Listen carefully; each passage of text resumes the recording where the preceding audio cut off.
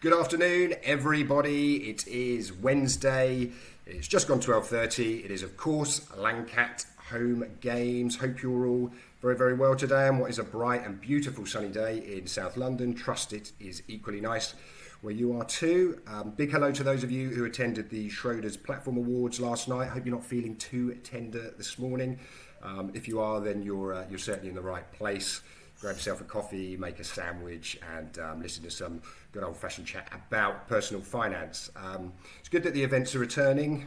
We had the Headline Money due a couple of weeks ago. Obviously, the couple of awards last night, which were the Schroders Platform Awards and the AIC, and also the Money Marketing Awards next week. So it's good that the physical events are coming back, and you can start to reconnect with your peers and colleagues and that kind of stuff. And as they say, nature seems to be healing.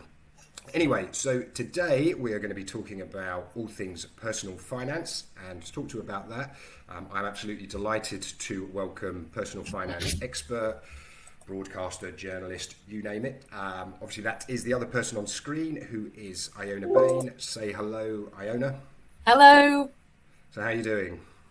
Yeah, I'm good, thank you. It's lovely and sunny where I am as well.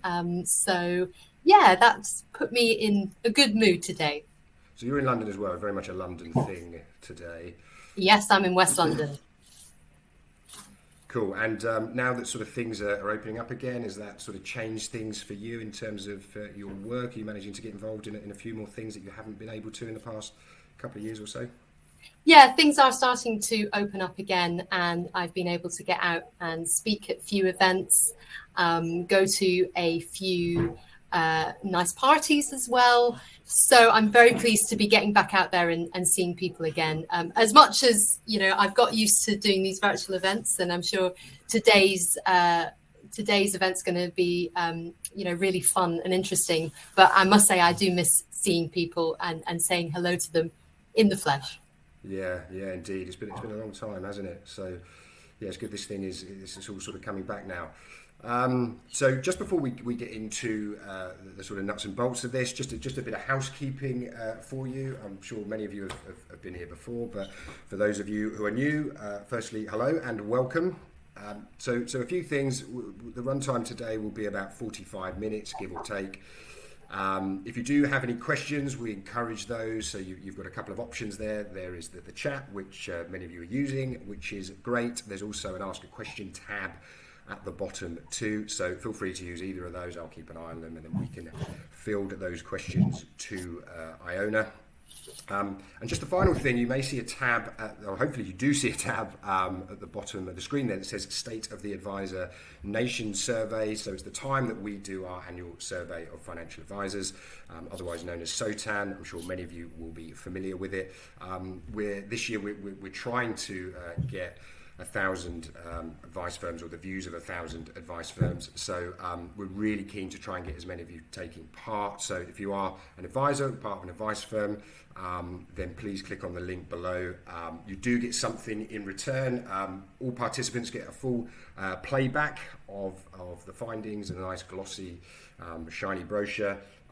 Plus, you get an invitation to an online deep dive of the results too. So we're very grateful for the people who take part in what is, some quite important data that we can then share with the rest of the industry. So that's the formalities out of the way, and so let's get into the topic of personal finance and you, Iona. So it'd be really interesting to start with, just to get a bit of background and information about how you came into sort of personal finance and financial services. We ask this question obviously to a lot of people, and it sort of triggers some quite interesting responses. So it'd be interesting to see what your journey into the industry has been like. Yeah, so a few people watching may already know this, but my background is in music. So I trained as a classical musician. I went to an excellent state-funded music school in Edinburgh, and I got to a very high standard on both my instruments, particularly piano. And after I took my advanced piano diploma aged 16, I genuinely thought I was going to be a pianist. And then I realized that meant practicing every day for 5 or 6 hours, including Christmas Day. I thought, that doesn't appeal to me quite so much. And then I decided I wanted to become a a composer, particularly a composer working in TV and film. But then I went to university and studied music. And after 3 years of learning about classical music history and analysing it all, I decided I wanted to change. And that's when I went to Glasgow. And initially I was going to do a postgraduate degree in pop music. And then I dropped out of that when I was in the queue to pay my fees, because I realised, actually, this is mad. I'm going to pay £4,000 to study pop music. It's better to just get out there and do it. I moved over from classical music to pop music because I'd started writing my own songs and playing in bands when I was a teenager. And in my early 20s, I then spent a period in Glasgow living the dream, playing in lots of different bands, writing music, performing, and earning money by writing music reviews and features. So the first job that I had was doing a review of Calvin Harris, one of his gigs in Edinburgh, just before he became a kind of international superstar. So it was in many ways a really fun, exciting, quite glamorous career for a while. Although I did do some very unglamorous gigs. I did once play in a men's urinal. That was a bit of a low point. Where was this? I mean, that's an incredible story. Well, this is the Glasgow music scene, Enough said. You tend to play some very odd venues when you're on the circuit up there. But as much as I enjoyed it, I wasn't earning very much money. And as time went on, I became more and more obsessed with money, or rather how little money I had. And I became both interested and very insecure about my money, about the fact that I wasn't able to earn enough to live independently. And this was a few years after the financial crash. So all my friends were really struggling to find jobs, to get housing, to move out from their parents, and to just achieve that financial independence.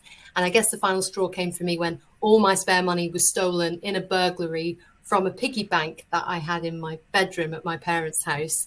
And this was when I was 22 or 23. And I just thought, that's it. A grown-ass woman keeping all her spare money in a piggy bank fit for a 5-year-old.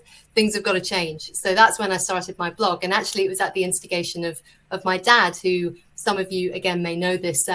He was a money and business journalist with the Herald in Scotland before he retired in 2016. And he said to me, why don't you write a blog about money? And I said, why would I do that? And he said, well, you're actually really interested in money. You're talking about it all the time with me and mum. We're sick of hearing you talk about it in a way. So perhaps you need to channel that interest and engagement that you have with money and the struggles that you're having around money.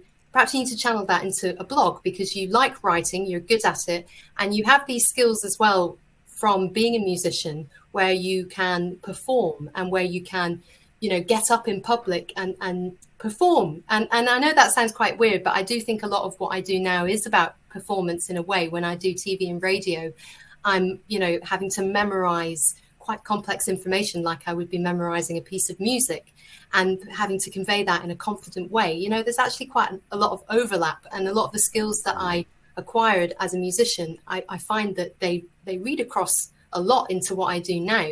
So that was very perceptive of my dad. And, I had nothing to lose. My musical career dried up and I was looking for that fresh start. And I needed something that was going to really, challenge me and move me forward. So that's why I started the blog. And that was at a time when, the word influencer didn't exist. Or if you heard that word, you just thought it sounded like a kind of creepy leader of a cult somewhere. You know what I mean?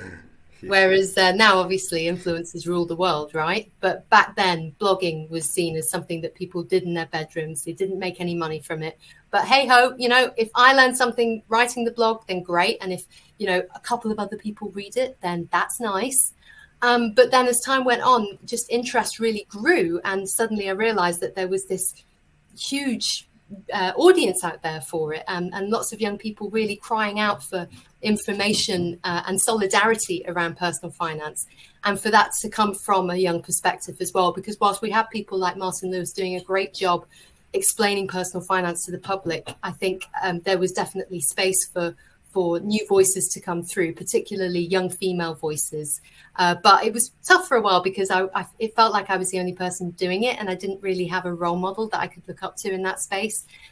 So yeah, I guess the real kind of change, what you might say, kind of crossroads came about 5 or 6 years ago when I decided actually I really need to pursue this and see how far it goes, and that's why I'm here today. Yeah, it's been quite a trajectory since. I mean, you moved on from writing blogs. I mean, I take it you still write blogs, but you've moved sort of on from there, writing books, 2 books, one published earlier this year, the cover of which is behind you. I've got a. Yeah, do you think I'm doing a good enough job publicising it? I think we both are now, aren't we? There's Yes. sort of double whammy. But interesting you talk about the sort of writing from a younger person's perspective, because that's one of the notable things that I found in the book was the use of the pronoun we. You're talking about we, so instead of it being that you know, as the author kind of lecturing people about finance, you're very much putting yourself in with them and in their shoes too. What was the kind of thinking behind that? Well, I think there has been a huge gulf over the past 10 years between the financial industry and younger people.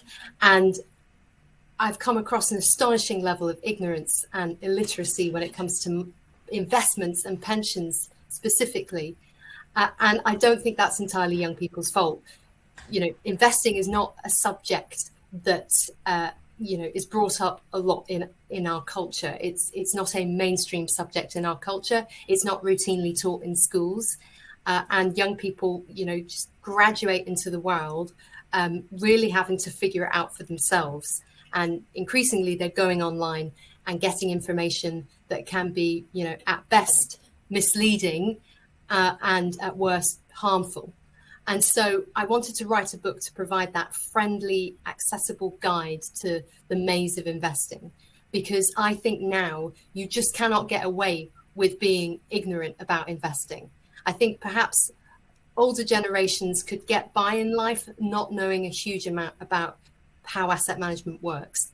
And I think with the exception of a few scandals, like obviously Equitable Life and all the pension mis-selling that we saw in the 90s and 2000s, and of course, financial advice being something of a Wild West before RDR came along, I think that older people kind of inhabited a different world from the one that we have now. It was one which was more paternalistic, one where the choices in life were simpler, your trajectory was more linear, and you didn't have to worry so much about making active decisions around your finances. And I think that that's really changed, particularly in the past 10 years. As we've seen inequalities widen, and we've seen the emergence of this assetocracy, where people who own assets have got a real advantage over those who don't.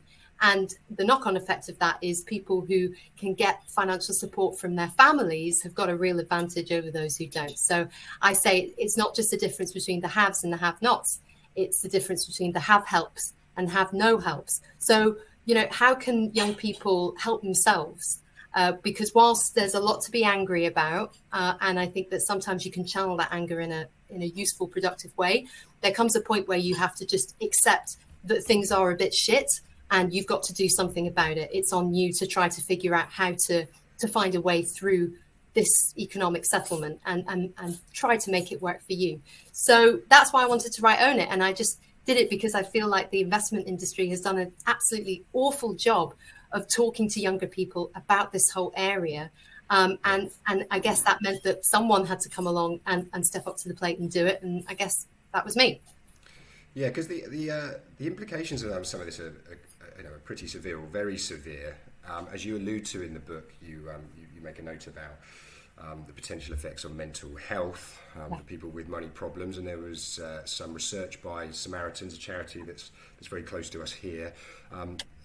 They conducted some research a few years ago and found that 1 in 5 of the calls that they receive are due to extreme financial distress, and so there are potentially tragic consequences to this, and it sort of rams home the importance of people understanding more about their money and making better use of it. But it's not an easy task, like you say, because it's very complicated in certain areas. What do you see as the kind of the real big challenges for younger people when looking at this stuff? Well, I don't think there's any shortage of advice now available for younger people online, whether it's coming from individual influencers or companies that are targeting that younger market. But the problem is a lot of that advice is very conflicting, and it doesn't give young people the whole picture about what they need to do with their finances. And it's very hard for me to sum up, in a quick and easy way, what we could do to help the younger generations feel more financially resilient. I mean, it's complicated because my whole career has been about trying to avoid generalizing too much. I think it was Alexander Dumas who said all generalizations are useless, including this one.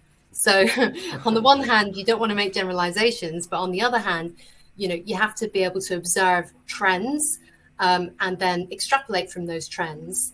And I guess the biggest trends that I've seen over the past 10 years have been the fact that younger people have never wanted to get on the housing ladder.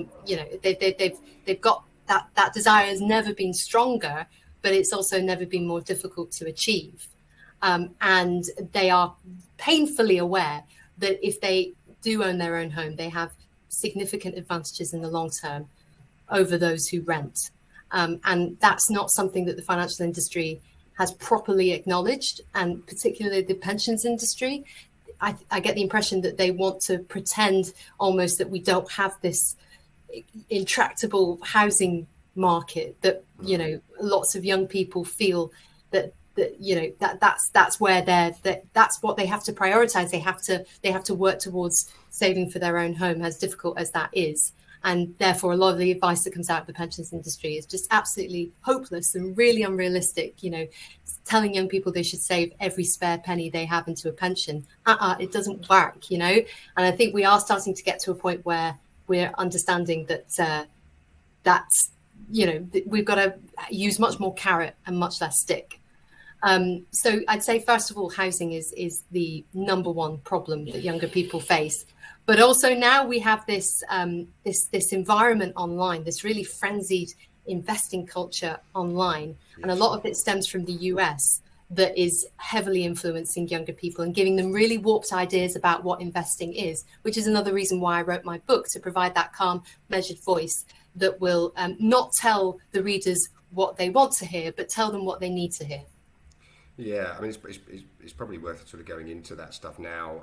By that I mean the kind of crypto and TikTok, Instagram influencers, because you're going quite hard on that in the book for obvious reasons and reasons that make sense to myself and anyone else who's been involved in the industry for some time. What's your kind of view on the impact this is having on sort of the people's, and certainly younger people's, long-term savings? Well, I think it has helped to democratize the world of finance. So in the book, I make it clear that in many ways, it's an extremely positive development that we have so many more younger people now attracted to investing, thanks to influencers that make it seem accessible, and influencers who don't come from that traditional background that we've seen in financial services. So in particular, I think the FCA highlighted this earlier this year. They said that we're seeing a much younger, ethnically diverse group of people coming into investing. So that's fantastic. The problem is that we're also seeing a lot of companies wanting to capitalize on some of the get rich quick narratives that we're seeing online. And I don't want to name names, but I'm definitely observing some really worrying behavior from certain trading platforms that are looking to take advantage of, events like the GameStop saga. And, here's an example. One well-known trading platform has just released stats on, the number one investment in their clients' self-invested personal pensions. And it's AMC, the cinema chain in the US. It's one stock, and it's a stock that is very volatile and may not be a suitable long-term investment for younger people. But that's the number one investment that the clients of this platform are making in their self-invested personal pension. And I think that alone tells you an awful lot about where we're at in the current culture and what we're up against. Yeah, because there's sort of the other side to that with some of the platforms is some of the behaviour that we've seen during the pandemic and the kind of swaves of younger people heading to platforms such as Hargreaves Lansdown, AJ Bell, Interactive Investor, and making what we would deem to be sort of some fairly sensible investments or sensible investment stuff. So you've got these two things running alongside of each other. Do you think that as time goes on, those getting involved with these types of things, whether it's the good or the bad, will eventually get to the point where they will seek advice, where they'll get enough of a kind of hunger for investing and a hunger to look at their broader financial situation and then think, right, well, I need some help with this? I hope so. I don't think that the world of financial advice does itself any favors in how it relates to this new investing culture, and how it looks down on younger people who may start their investing journey by investing in individual shares, which we know perhaps isn't, the best way to manage your investment portfolio. But nonetheless, I mean, I think it's positive that you are seeing younger people, being so enthused online about investing, contributing to these forums and these chat rooms about investing, and maybe, they'll in time moderate their approach and move away from such a risky, individual share picking strategy, and hopefully they'll move more towards that well-balanced, diversified strategy that we all know makes sense. But something that I am a bit concerned about is the radicalization of cryptocurrency investors. So if you had to kind of sum them up, the Bitcoin bros, I think that they are so far apart from the mainstream of investing, and they are so against the mainstream financial establishment. It's hard to see how they will ever be brought back, and it's hard to see how we'll be able to persuade them of the merits of financial advice. And most financial advisors I know would not give cryptocurrency the time of day. Now, maybe they're right to have that approach, but it does mean that we have an impasse there.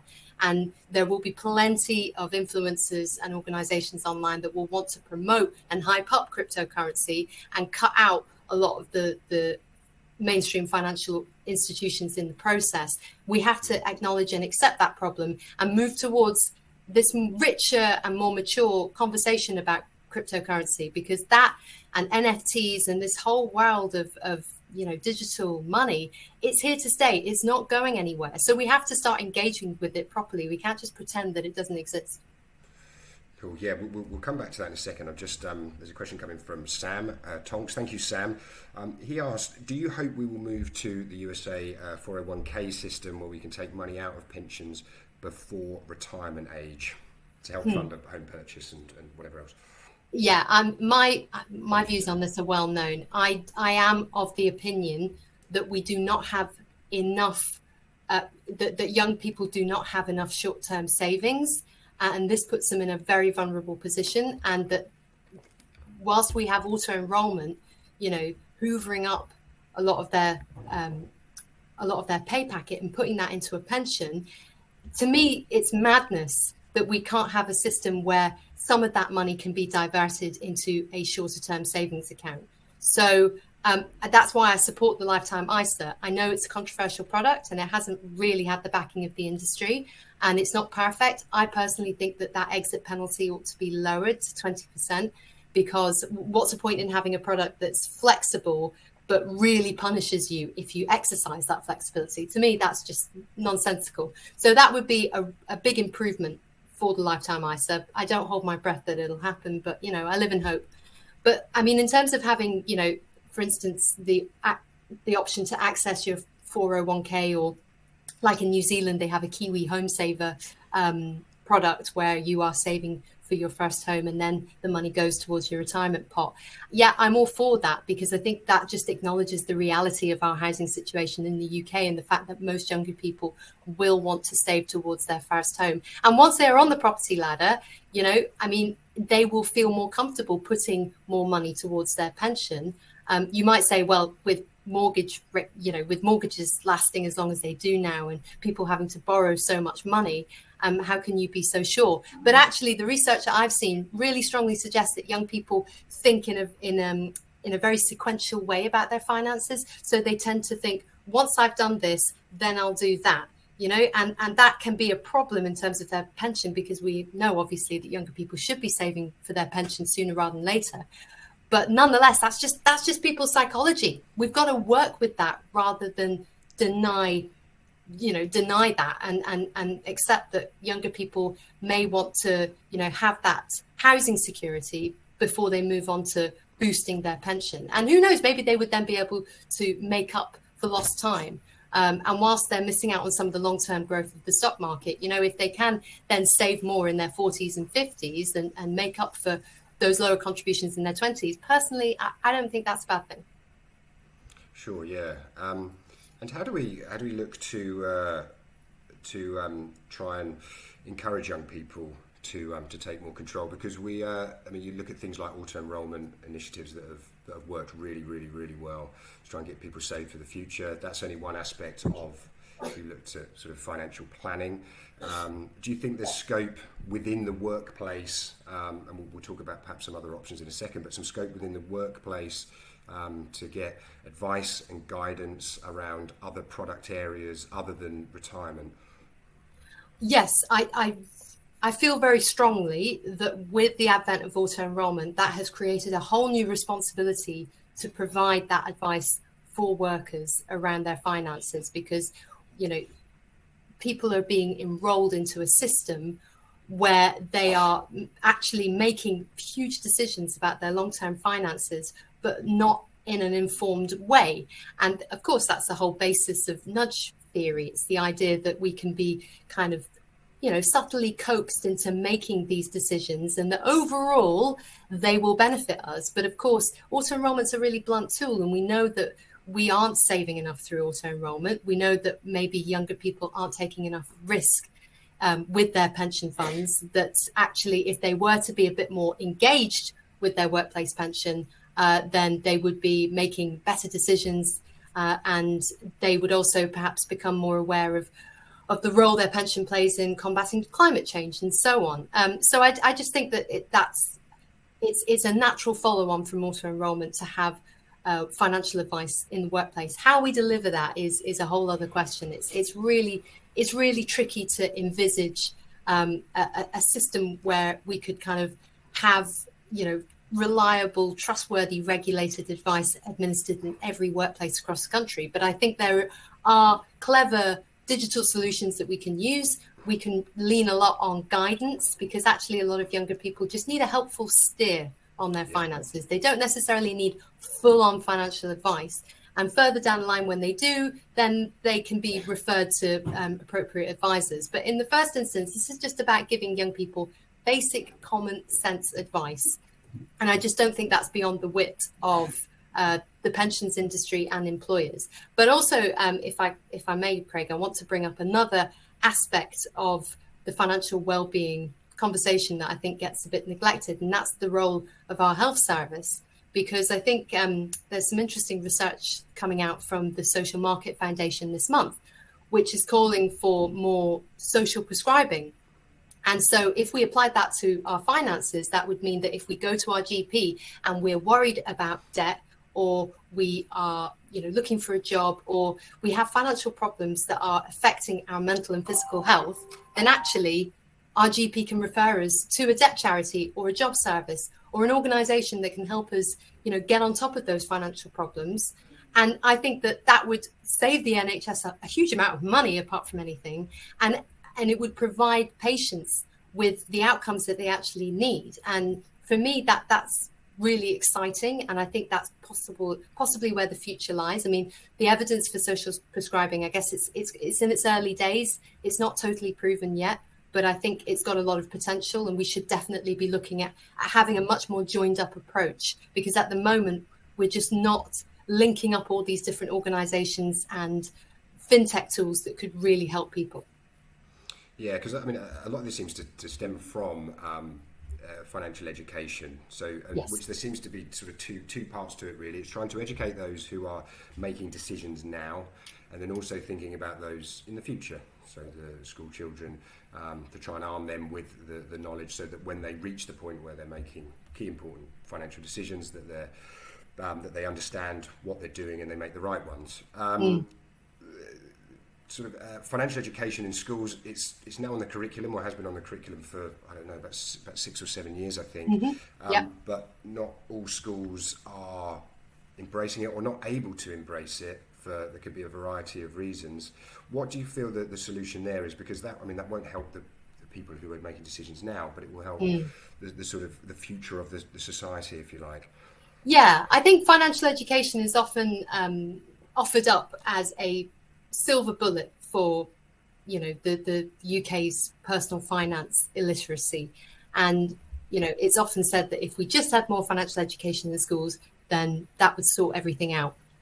But I think the reality is more complicated. So the Money Advice Service, or Money and Pension Service as it's now called, has done a lot of research since financial education came onto the curriculum to see what approaches actually work. And they found that it's better to teach children either when they're very young, in their really formative years, and just before they leave school and start dealing with the big bad world. And anything in between can be somewhat ineffective. Now, that is a massive generalization, but I think it's useful to know that financial education is only going to work if it's delivered at the right time, in the right way, and focused on the right products. And I think the problem here is that financial education can end up falling behind the times. So young people who leave school now, maybe what they've learned will be out of date in a space of months, especially with technology and the kind of evolution of financial technology and how fast that is today. So I think that, financial education itself needs to be more sophisticated and relevant to the world that we're living in, and also not afraid to deal with big money. So one of the reasons why I wrote Own It is because, in my experience, most young people, if they do receive financial education, it tends to be just around budgeting and saving and fairly basic stuff. But pensions and investments are a total mystery to them. So I think that needs to change. And ultimately, I don't think the approach of just having it in maths is working, because apart from anything, a lot of young people are just coming to associate financial management with money, with maths, and being good with maths. And we know it's much more complicated than that. And actually, it's much more about your attitude to money and how you think about money, and that a lot of that's got nothing to do with maths. So I'd love to see it being brought back, away from maths, and it given proper space.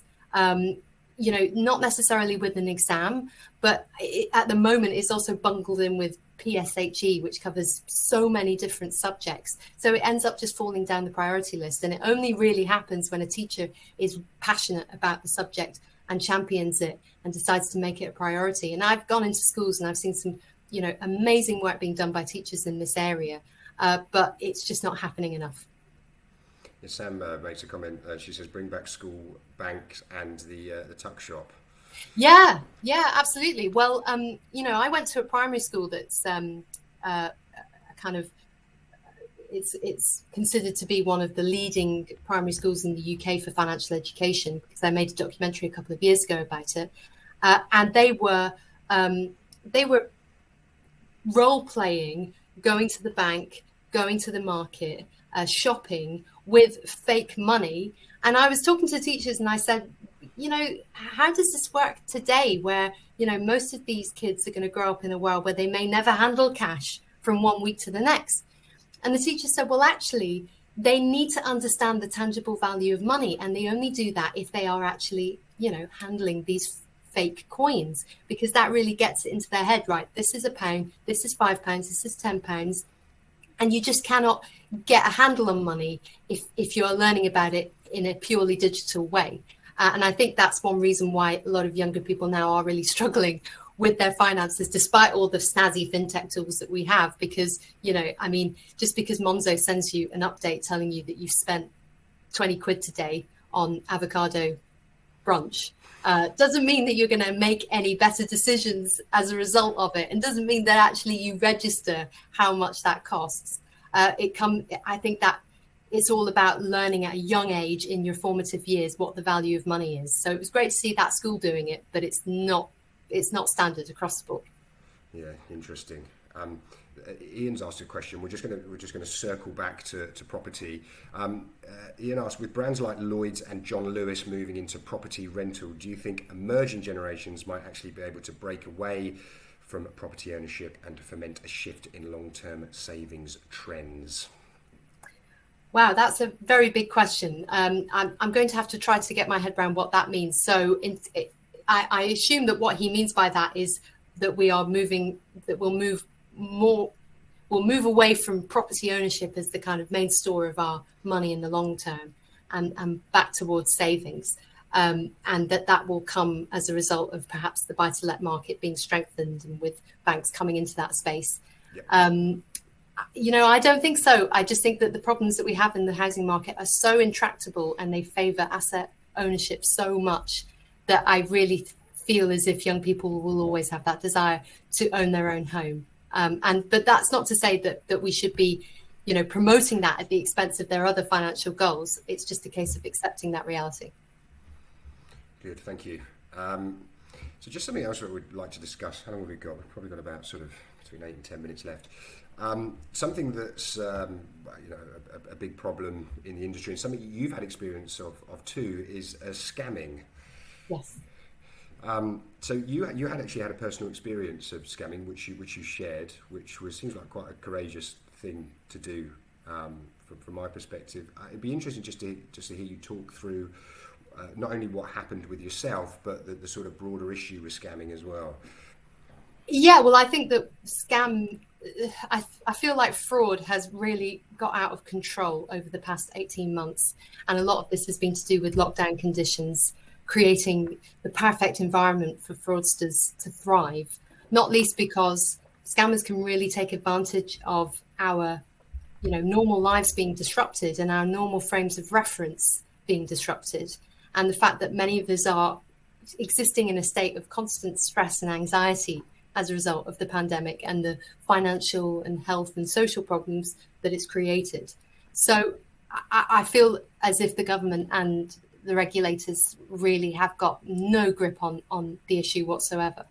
And recently, I had a very close brush with fraud whereby I've just bought a new flat, and the whole process of moving into this flat has been very stressful. Anyone that has bought any property this year will tell you that it's carnage out there, trying to get property purchases over the line, and then, renovations, overseeing tradespeople, it's all much more difficult than it used to be.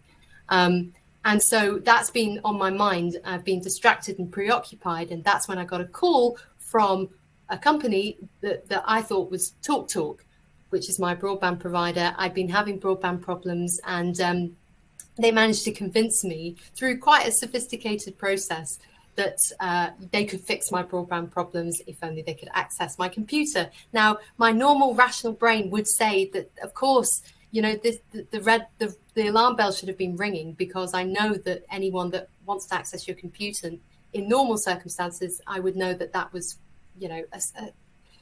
someone trying to scam me. But for whatever reason, I just wasn't on it that day, and I was distracted.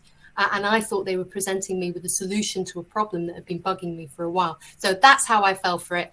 Thankfully, I realized just in time before they could access my money, because, I don't keep financial details on my computer. I immediately have my computer debugged, and I sent it to a computer specialist to uninstall any malware. So I didn't lose any money, but what I did lose was peace of mind. It took up a lot of time, and I felt really embarrassed and ashamed.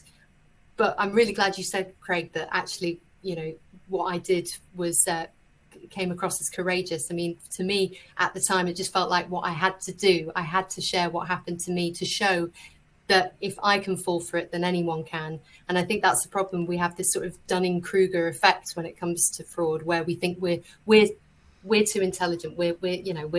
I'm a financial journalist. It's never going to happen to me. But actually, It goes to show that it can happen to anyone. Yeah, and do you think the sort of industry is doing enough? And by that, I'm probably talking about regulation. The FCA has banned cold calling, has introduced this Scam Smart campaign. Is there anything else that you think needs to be done to try and stop this? Because it's still going on, and until anything major happens, then it will continue. I think it has to be tackled at a criminal justice level. The fact that we have so few resources dedicated to catching fraudsters, I think that is scandalous. And I can't remember the exact statistics, but it's clear that fraud has just fallen down the priority list of the police, and that is not entirely the fault of the police. I think it's about, as I said, resources and priorities, and kind of the message that they're getting from above about what to concentrate on. But it does mean that it's basically, it's lawless out there, and people just have to make sure that they don't get caught out by it.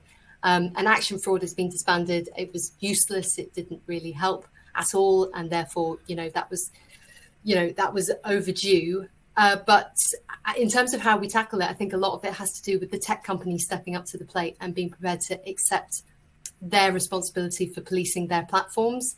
And at the moment, we are nowhere near that point.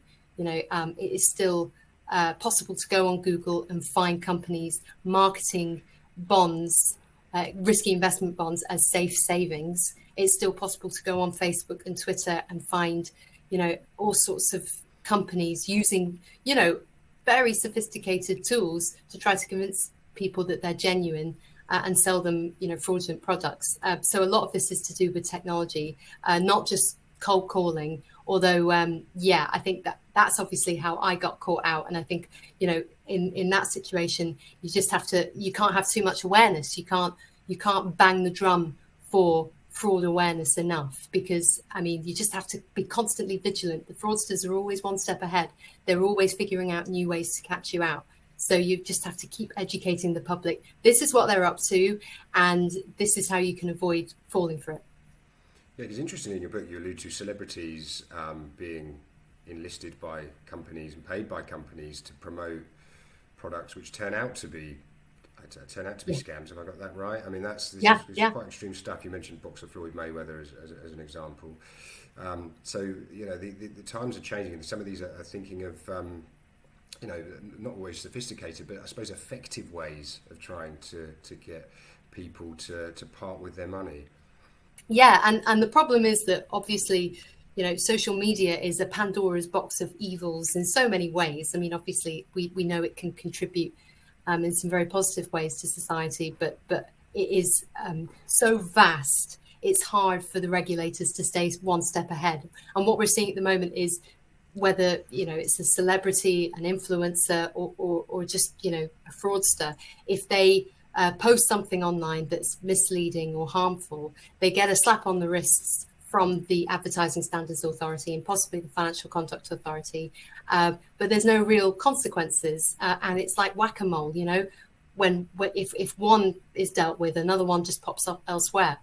So it's up to people who are using these social media sites to be able to, understand what is genuine and what isn't, what is accurate and what isn't. And the problem is people don't know what they don't know. Yeah, just we're sort of heading towards the end of time, but just a final comment on that, certainly with social media, because does this, you sort of may have sort of alluded to this already, but it seems to me like it presents an opportunity at the same time. we talk about a lot of the sort of bad stuff that happens, but it is an opportunity with so many people on there and so many people looking to receive advice or receiving a lot of their sort of not necessarily financial advice, but money advice from social media. It should be an opportunity for the industry to try and harness some of that. Yes, well, Craig, this is the bane of my life. I've spent 2 years talking to the financial industry about how it could use Own It, or at least the messages around Own It, to create a campaign aimed at younger people that will help them understand what is accurate and helpful advice on social media and how they can sort the wheat from the chaff. But I'm so frustrated by the risk-averse, rigid, inflexible mindsets that exist in so many large financial companies, and they are talking the talk about reaching out to a younger market all the time, but they don't walk the walk. And we're not going to see any counter narrative coming out of the financial industry to stop these more harmful messages spreading. We're not going to see that counter narrative whilst companies remain so, they remain so bureaucratic and so risk averse and unable to respond to what they're seeing around them. And that's just really frustrating, because that's one reason why I wrote Own It. We spend a lot of time talking about the problems that young people have, but not that much time thinking of ways to actually reach them and communicate with them. And we can't just set up social media profiles here and there and post some cute messages and videos and hope that if we build it they will come. It has to be a much more concerted campaign that will cut across the noise and really get to those younger people. And I think the financial industry, I know that it took a big knock after the crisis in 2008, but overall I think it does still retain astonishingly high levels of trust within the public. But it needs to use that trust now to really educate the public, and not do that just to sell them products, but to just genuinely help the public become more financially literate. But I just don't see any signs of that campaign coming out of the industry at the moment, which is just so frustrating. Yeah, let's hope to see it in the future then. That seems like a very sort of fitting place to end. Big thanks to you, Iona, for taking the time out to talk with me today. Thank you for everyone for tuning in. Hope you enjoyed it. Hope you've got something to take from it. We are back again next week. We have Justin King. So we're back into the advice market, and the host will remain in South London, in fact, and we'll be switching over to Natalie, who's back from holiday. So big thanks again, and enjoy the rest of your day and the rest of your week. Lang Cat out.